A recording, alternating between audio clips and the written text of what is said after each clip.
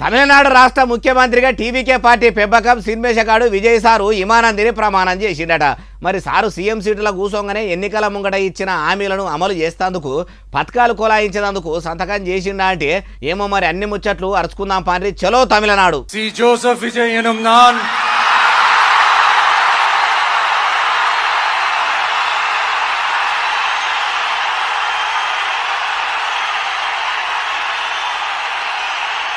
சட்டப்படி அமைக்கப்பெற்ற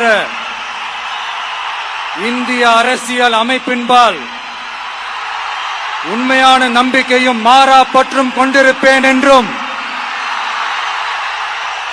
இந்திய நாட்டின் ஒப்பில்லாத முழு முதல் ஆட்சியையும் ஒருமையையும் நிலை நிறுத்துவேன் என்றும்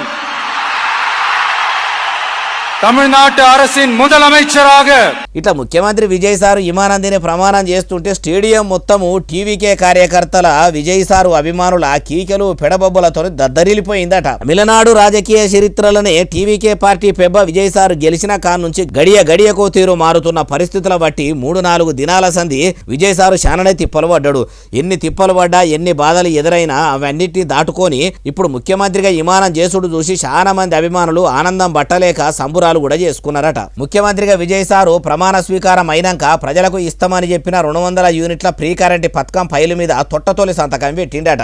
అయ్యా తమిళనాడు ముఖ్యమంత్రి విజయ్ సారు, మీ మీద నమ్మకంతోనే తమిళనాడులో డిఎంకే పార్టీని పక్కకు పెట్టి ప్రజలు టీవీకే పార్టీకి పగ్గాల అప్పచెప్పిండ్రు కాబట్టి మీరు కూడా అందరి లీడర్ల లెక్క కాకుండా ఎన్నికల ముంగట ప్రజలకు ఇస్తామని చెప్పిన పథకాలను ఫ్రీ కరెంట్ పథకం లెక్కనే ఎంటదెంట కొలాయించే పని పెట్టుకోవాలి.